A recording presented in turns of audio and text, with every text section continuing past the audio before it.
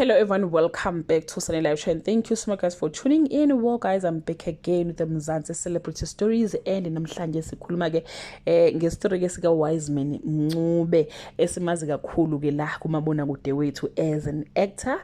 Uke wadlala ke ezitorini ke ezihlukahlukene, abanye bamazi njengo Nqubeko ku My Brother's Keeper, abanye bamazi njengo Sibonelo kuZalo, wadlala futhi nakule story ke esasithi The Wife. Kade edlala ke manje nje kuShaka Ilembe, edlala ke indawo kaZwide uMkhatshwa, inkosi ke yamaZwide. Guys ke uyatrenda ke kodwa ke atrend neze ke kahle. Nizokhumbula guys ukuthi ke uWiseman Mncube usanda kushada, sanda kushaya nje kulezi insuku nenkosazana ke yakwaNgobeni. Ndike guys kunezindaba ke ezingemnandi ke ezivelile, asikwazi ukuqiniso bazo, but ke ngiyacabanga ukuthi ke uMncube kubethiwa uyafisa ukwazi ukuthi ziqiniso noma zamanga, afanele ngabe ke naye ke mhlambe kukhona zama ukwenza. Into eyenzekile ke guys, kunentombazanyana eposta la einkundleni zokuxhumana isho ukuthi ke yakhuleliswa ke uWiseman Mncube, yazala ingane. Mayethi ke uyambikela ke uWiseman Mncube useyimkhumbuza kuntombazanyana ukuthi sisiwe nginonkosikazi ngishadile, but ngesikhathi belala guys wayengakashadi. Kungenzeka futhi into abaningazi ukuthi ushadile noma unengodusi, ngoba ke most of us noma ke la eSouth Africa besingazi ukuthi ke ukwi relationship noma Ngobeni size sabona ngwana kusethiwa ke kuyashadwa. Into abanibhalile ke yathi ke sanibonani, ngiyanimukela kwi page lami, igama la ngiwuMugel Slay.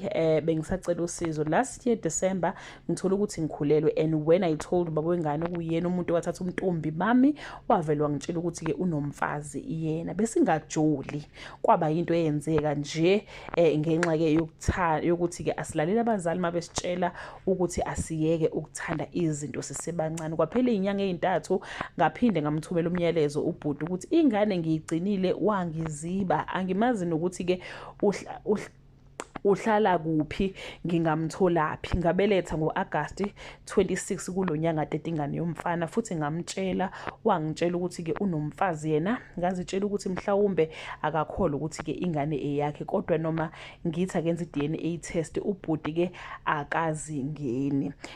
Ngibese ngimtshela izolo ukuthi ngizomveza ku social media, ngiye nakwezindaba nengane nabo bonke ke abantu ke abamaziyo engababuza bayamphika. Wesiyaqhubeka kusisiki wafaka ezinye istory ke engahlangene kakhulu nestory sakhe. Guys, ingane ifrustrated, ingane ihlangane necelebrity, yathi yalibingela icelebrity lakhombisa ukuthi alinankinga, bathola indawo, bafike balala, baqedana umntombi makuthi intombi ngalelo langa yakhulelwa ingane. Mayisimbikela uthi yey sisi nginomfazi, kusho ukuthi ubhuti wayedlala, udlala ngeingane zabantu ke maye njalo. Ngoba phela njoba ina 17 nje uWiseman usekhula impela, ngicanga ukuthi ucela la ko40. Kufanele ngabe uyazi ukuthi lezi ingane lezi zingakurunela icareer kabi. Kusho ukuthi ke balala ke intombazane ikhulelwe ke manje uyayitshela ukuthi unomfazi. Lana abantu baphendula, abanye bathi uyifuna indoda enomfazi, kwathini, abanye bathi why ungayikhiphi ingane. Oh guys, ma comment enu somehow I just wish to tell the child because she's 17 ukuthi mabeshe bathi una 17 ukuthi sisi ngoba uyiqale le ndlela ihambe. Unfortunately kuzoyihamba wedwa, khulisa ingane. Makuthi ufanele ufunda, uhambe ufunda ukwazi ukukhulisa ingane yakho. Akuyona yakho noMncube, ngoba uMncube uyayiphika ngithi akafuni futhi ukuyihlanganisa nayo. Ikhulisela ingane yakho izokhula ibe ndala, uyikhombisa na ukuthi nangi awubaba wakho. Angithi nje manje sinozandile lephesheya kwilwandle, akaze ambone ubaba wakhe, bamkhombisa ukuthi ubaba wakho le eSouth Africa. So neyakhe ingane izokhula, phuma kumuntu ongayifuni ingane, ungamqini umuntu ongafuni ingane ukuthi eyakhe noma kusiyona yakhe. And untombazane inkosi yami akazi nokuthi uWiseman uhlala kuphi, akazi ukuthi kuba uWiseman ukuphi, akazi family, akazi bangani. But nani mantombazane amancanyana anikahleni ake niphathe kahle. Yabona umuntu beyintombi kodwa usemehlangana necelebrity wavele wahlanya. Abantu nabo njengawo wonke umuntu, benza amaphutha njengawo wonke umuntu.